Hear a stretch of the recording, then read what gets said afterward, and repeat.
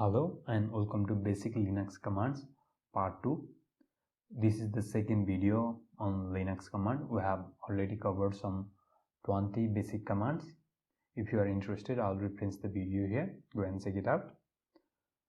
In this video, we'll cover the intermediate section of the Linux command application, where we'll talk about some Linux concepts and some more Linux commands. Okay, let's get started. Let's first talk about command structure. A Linux command have command, some options, and argument. Here the alias is command and al is the option, and basic Linux command is argument for this command. We can use multiple options like this. We can use the command same as like this. Okay, now our next command is alias. Alias command will create a shorter version of the command we want to, a shorter version for a command. We can name some alias for the command we want to run. Alias, let's name a command, and this to print. Okay, so if we run a command,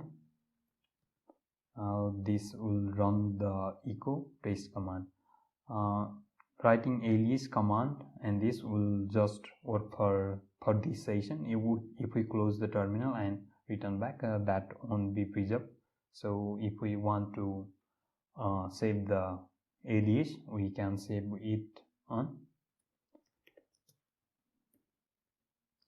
bash rc file in the home directory. Okay, here are the files. Let's add some another like test1. Okay, this will print. If we run test1, this will print, should need to print 1. Okay, but if we run, it cannot be found since that file is not replaced. Test2 will work because that was already there. Test2, I think. Okay, to replace this file, we need to run that file. Okay,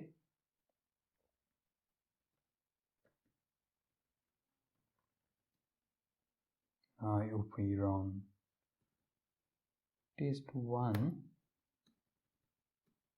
and that should work. Okay, our next command is head and tail. Head will display the first 10 line of end file of a file, and tail command will display the last 10 line of a file. Let's make a file.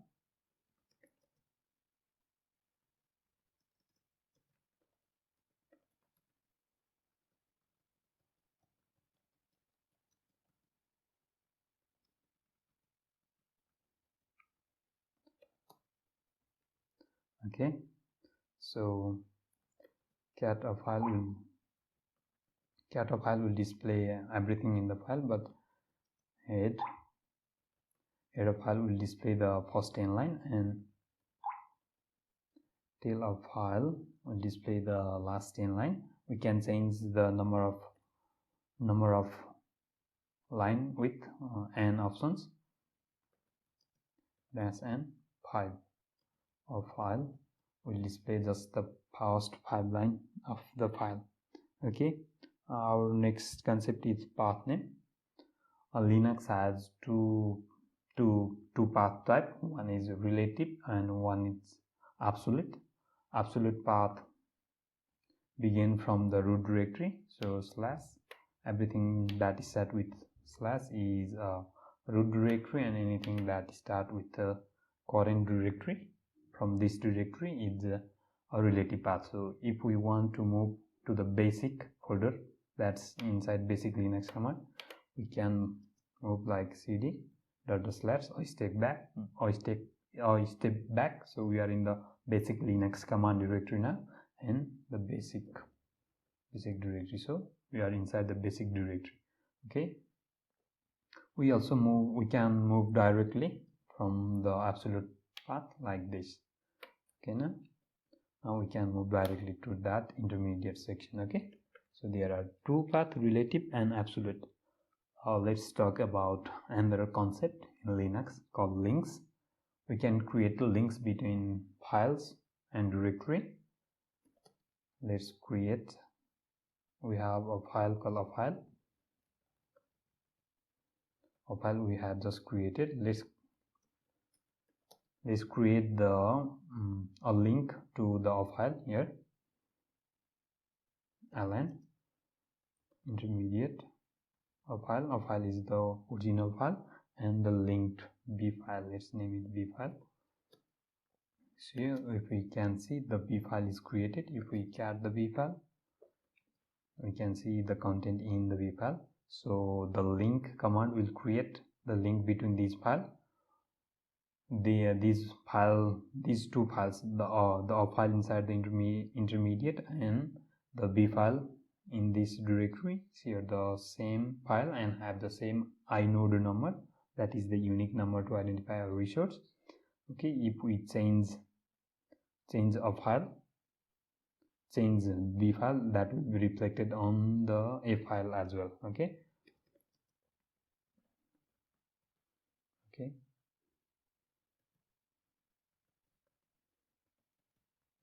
if we cat intermediate / a file, the new changes that are done in b file are reflected. Okay, another option is we can create a short link or symbolic link. Let's create a symbolic link to a directory. ln, we can create symbolic link with ln -as. The symbolic origin file is a directory and file is bdir. Okay, now the bdir is created here. As we can see, it's also displayed differently. So this is a different file. This file point to the bdir. Let's create something here. Something is here. Now if we go inside that or directory in intermediate, we need to see something like that. Okay,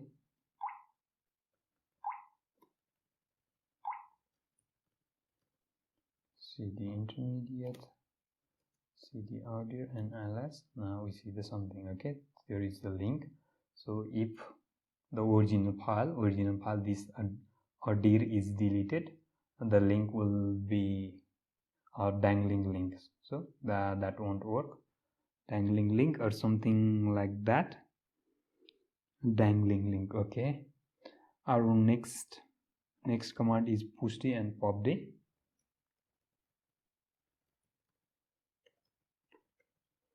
Let's make some directory.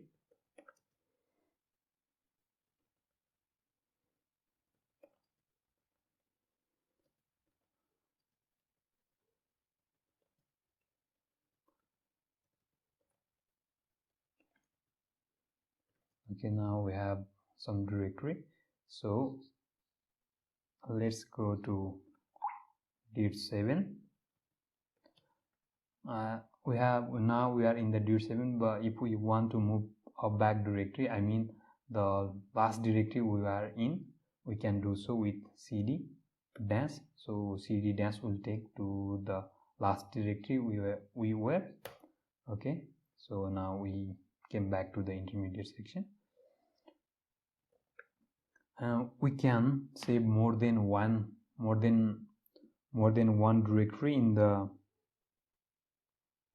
the stack. Okay, we can do so with pushd while changing directory. As you can see, we have some directory here. Let's change let's first go to dir2. Okay, now the dir2 is stored in the stack. Now let's go to push d dir7, push d. Since we are inside dir2, there is no directory here, so we need to something like that. Okay, now we are inside dir7, and as you can see, there is a stack. So first here is the intermediate, and then the dir2, and then the dir7. So let's move to now 9. As you can see, we are in the line, but now if we want to move back to the directories that are in the stack, we can do so with popd. Okay, before that, with dirs command, we can see the directories in the stack. Okay, so popd will take us to the last directory we are in. Now we are in the dir2. popd will take us to the next intermediate section. Okay, now our another concept is input output redirection. Okay, we can send the output, the standard output, to some file, or read the standard input from file. So echo hello will print the hello. Let's save this to hello file. Okay, nothing is displayed, but if we cap the hello file, you can see the hello. The output of this command is saved in the hello file. We can similarly get the file, get the input from the file, like wc. We have talked about this file. We'll take the hello file, and it will process. It have 1 line, 1 word, and 6 byte. Okay, we can use both input and output at the same time. Let's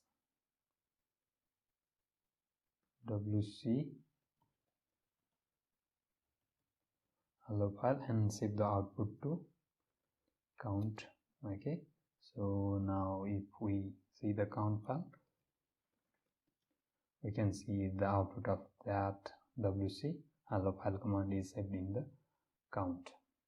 Let's make, but this will always save the output. The error message are not saved with this input redirection. For that, we need to use another operator.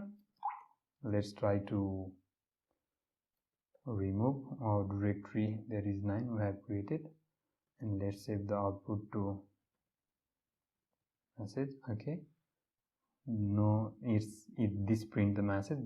Let's cat message. There is nothing saved, so the error are not saved. If we want to save error, we can use this option, true greater than. So if we get the message, and we can see the message is stored the error command in this file, in this command. Okay, our next command is locate. Locate will help us to find locate a file. So locate test will search for the file, search for the string test in all the directories in the system. So this will find a lot of files. So locate will basically search in the database, which is automatically updated every day. If we want to update the database, we can do with sudo pdatdb. Okay, we can do so. So that this will include any new directory created recently. Okay, our next command is nano. We have already covered that. Let's remove that index file for now. Okay, now our next command is wget. Wget will download the file from the internet. https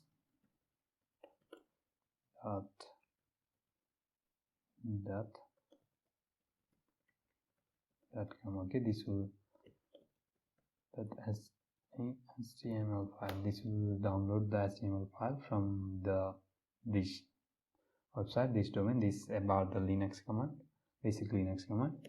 As we can see here, the index file is downloaded, and we can review that file here as well. Now our next command is adds secure shell. Adds is used to connect a PC, connect a remote Linux from our local machine. Okay, we can do show with sss command. I have a Linux system. I have a server in Alibaba cloud, so let's connect to that with adds -i to provide the key. The key is in that adds, that's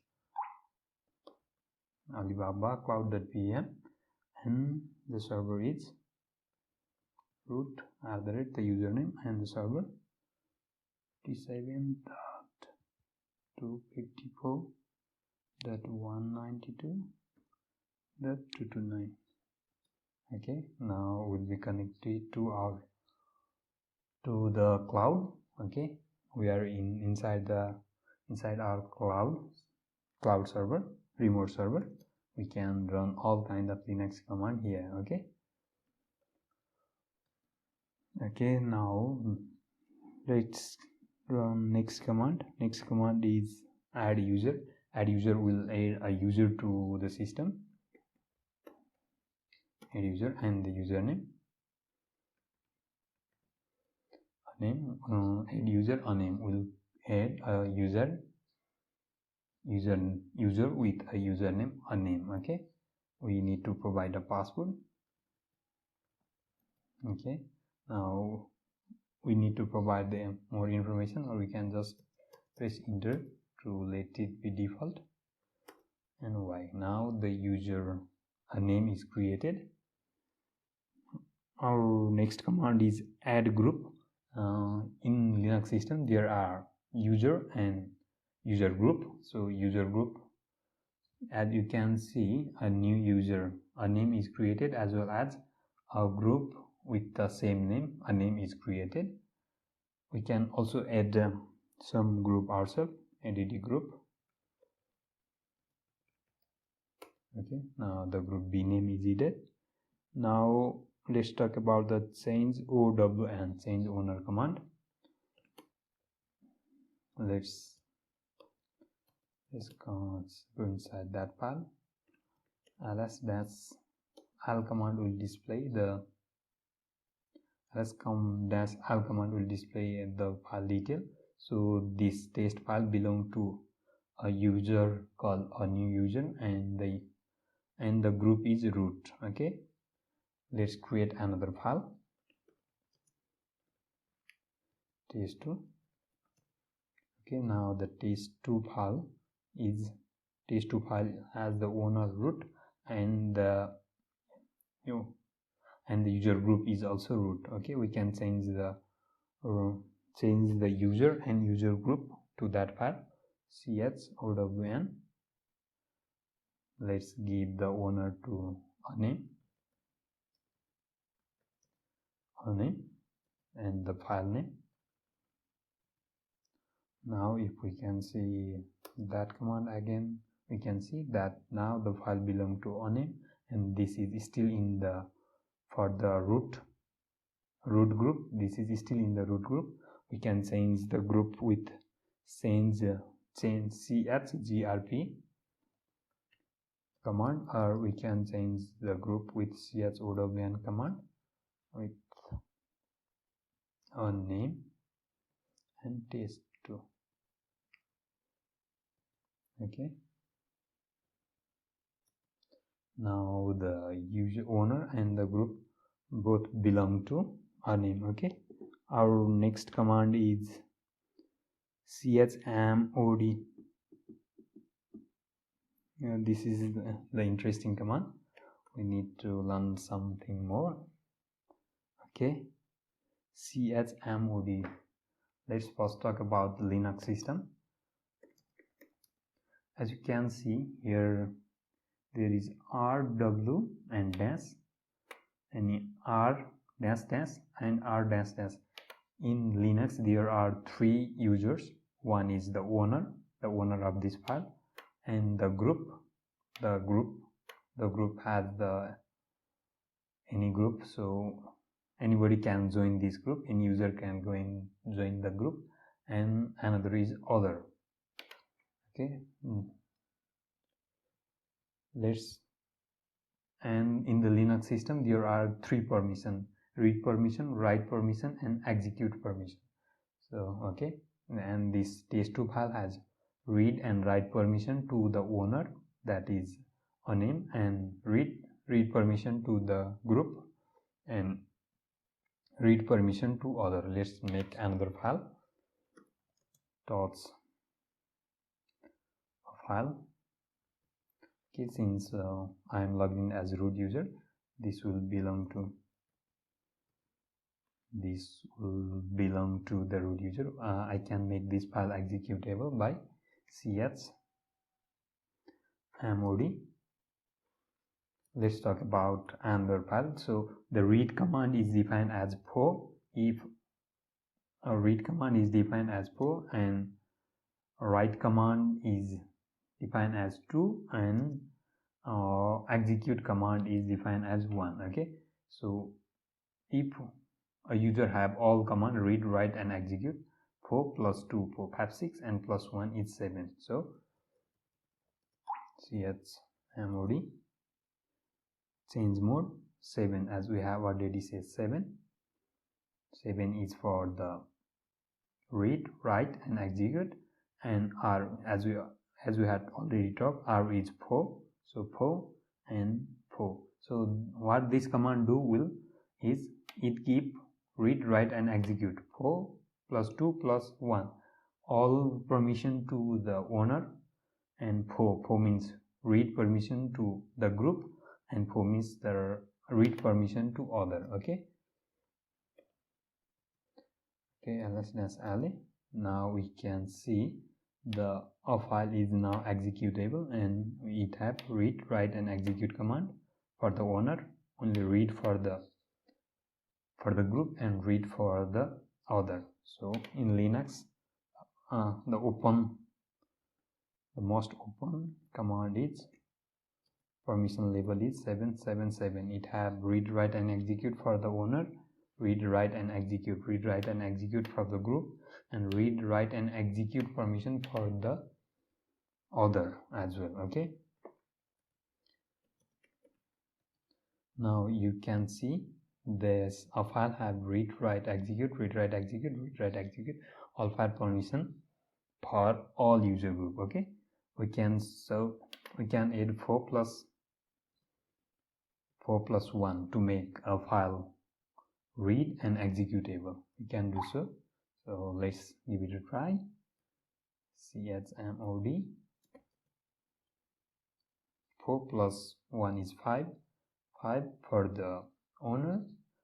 Let's give 5 to all. So all users should have read and execute command, and no user group should have the read and write. Okay, all have read and execute, read and execute, read and execute, so no one have the permission to write.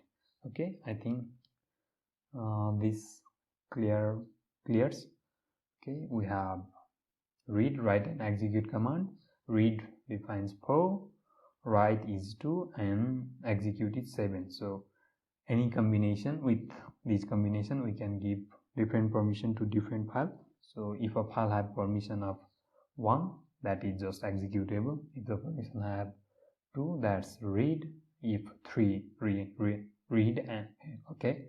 If 2, write. If 2 plus 1, 3, write and execute. If 4, and so on. As you can see, we can add these, and with read, write, and execute, we can generally create all the command structure, and there are 3 user level. Okay, the owner, the group, and others.